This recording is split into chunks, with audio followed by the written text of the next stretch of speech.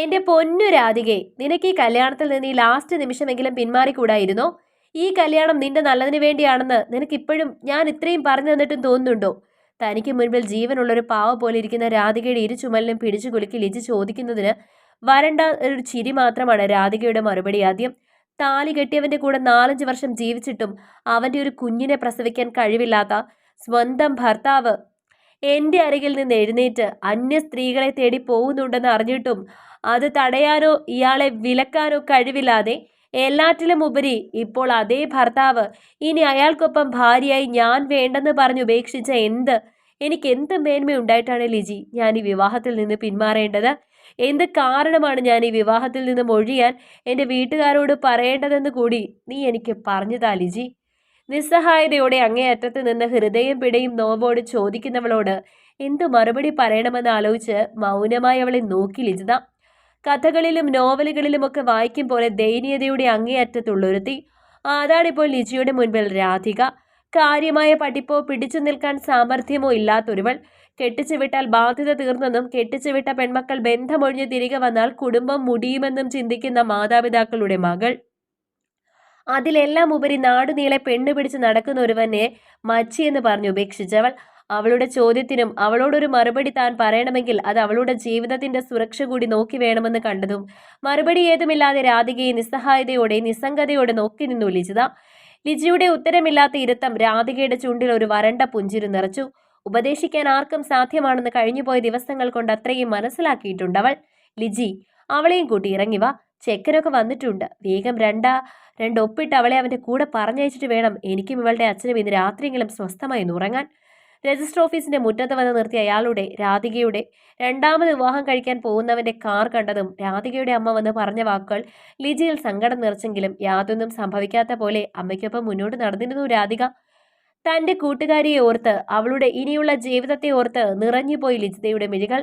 രണ്ടൊപ്പിലും കഴുത്തിൽ കെട്ടിയ ഒരു നുള്ളു പൊന്നിലും വീണ്ടും ഒരു ഭാര്യയായി തീർന്ന രാധിക മുഖമുയർത്തി തനിക്ക് മുൻപിൽ നിൽക്കുന്ന വാസവനെ ഒന്ന് നോക്കി. ഒന്ന് വിറച്ചവളുടെ ഉടലാകെ. ചുറ്റും നിൽക്കുന്ന അത്രയും ആളുകൾക്കിടയിൽ വെച്ച് യാതൊരു ഭാവവ്യത്യാസവും ഇല്ലാതെ തന്റെ മാറിടങ്ങളിലേക്ക് നോക്കി ചുണ്ടു നനച്ച് സൂപ്പറെന്ന് ചുണ്ടനക്കുന്ന വാസവൻ.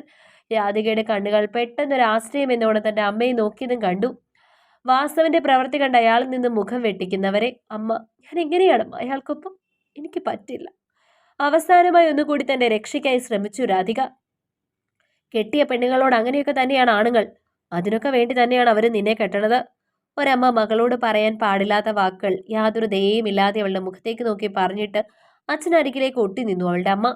പണത്തിന്റെ പ്രൗഢിയും മഹത്വവും ഒറ്റ നോട്ടത്തിൽ അറിയുന്ന വാസവന്റെ കൊട്ടാരതുല്യമായ വീടിനുള്ളിൽ രാധിക കാലെടുത്ത് വെച്ചതും അവളെ കൈക്കുള്ളിൽ കോരെടുത്ത് സോഫയിലേക്ക് ഇട്ടിരുന്നു വാസവൻ.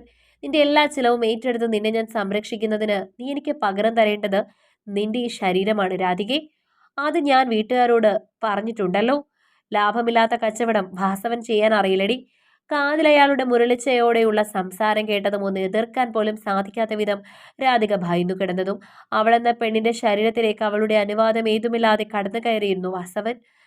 ദിവസങ്ങളും മാസങ്ങളും വർഷങ്ങളുമായി കടന്നുപോയിരുന്നാൽ നിവർന്നു നിൽക്കാൻ കൂടി ആരോഗ്യമില്ലാത്തൊരവസ്ഥയിൽ രാധികയുടെ അച്ഛനെയും കൂട്ടി അവളെ തിരഞ്ഞെത്തി അവളുടെ അമ്മ. തന്റെ അച്ഛനും അമ്മയും ഭക്ഷണം കഴിച്ചിട്ട് ദിവസങ്ങളായി ഒറ്റ നോട്ടം കൊണ്ട് തിരിച്ചറിഞ്ഞിട്ടും ദയയുടെ യാതൊരു കണികയുമില്ലാതെ അവരെ നോക്കി നെഞ്ചിൽ കൈ പിണച്ചു കെട്ടി നിന്നു രാധിക. മോളെ, ഇനിയും തനിച്ച് മുന്നോട്ട് പോവാൻ വയ്യടി. ഒരു നേരം കഴിക്കാനും കൂടിയില്ല ഞങ്ങളുടെ കയ്യിൽ. എന്തെങ്കിലും ദയനീയതയുടെ പാരമ്യത്തിൽ നിന്നവളുടെ അമ്മ പറഞ്ഞിട്ടും നിന്നെടുത്ത് നിന്ന് അനങ്ങിയില്ല രാധിക. നിങ്ങളുടെ കയ്യിൽ ജീവിക്കാൻ ആവശ്യമായതിലും അധികം സമ്പത്തും പണവും ഉണ്ടായിട്ടും പെണ്ണുങ്ങൾ പഠിക്കേണ്ടെന്ന് പറഞ്ഞ് നിങ്ങൾ എനിക്ക് വിദ്യാഭ്യാസം നൽകിയില്ല. അതുകൊണ്ട് തന്നെ എനിക്കിന്നൊരു ജോലിയില്ല. വിവാഹ സമയത്ത് ഈ വസ്ത്രമല്ലാതെ മറ്റൊന്നും നിങ്ങൾ എനിക്ക് തരാത്തത് കൊണ്ട് പണവുമില്ല എൻ്റെ കയ്യിൽ. നിങ്ങളുടെ കയ്യിൽ ഉണ്ടായിരുന്നതെല്ലാം ഞാനെന്നൊരു മകൾ അവിടെ മരിച്ചു ജീവിക്കുന്നതുണ്ടെന്ന് ഓർത്ത് ദൂർത്തടിച്ച് നശിപ്പിച്ച് കളഞ്ഞതല്ലേ നിങ്ങൾ? ഇപ്പോൾ നിങ്ങൾക്ക് തരാനും എൻ്റെ കയ്യിലൊന്നുമില്ല അമ്മേ.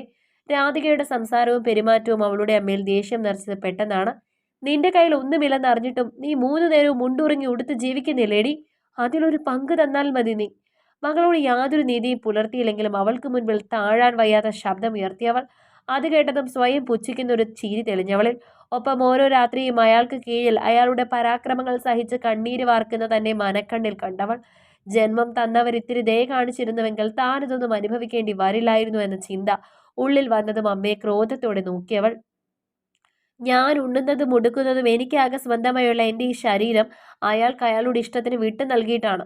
അവരുടെ ആവശ്യത്തിന് നമ്മുടെ ശരീരം നമ്മൾ നൽകുന്നതാണല്ലോ അമ്മയുടെ കണ്ണിൽ വിവാഹം. അങ്ങനെ എന്തെങ്കിലും അയാൾക്ക് കൊടുക്കാൻ അമ്മയുടെ കൈവശമുണ്ടെങ്കിൽ മാത്രം നിങ്ങൾക്കിവിടെ അയാളുടെ സമ്മതത്തിൽ കഴിയാം.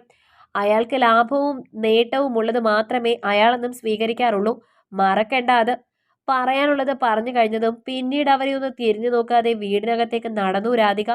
ഞാൻ പറഞ്ഞതൊക്കെ അവർ അർഹിക്കുന്നതാണെന്ന പൂർണ്ണ ബോധ്യത്തോടെ തന്നെ. ജനിപ്പിച്ച മകളോട് അവർ കാണിക്കാത്ത ദയവൊന്നും അവരോട് താൻ കാണിക്കേണ്ടതില്ല എന്ന് ജീവിതം കൊണ്ട് പഠിച്ചിരുന്നു രാധിക. കഥ നിങ്ങൾക്കിഷ്ടമായെങ്കിൽ ലൈക്ക് ചെയ്യൂ. നിങ്ങളുടെ അഭിപ്രായങ്ങൾ കമൻ്റായി രേഖപ്പെടുത്തൂ. കൂടുതൽ കഥകൾ കേൾക്കാൻ ഈ ചാനൽ സബ്സ്ക്രൈബ്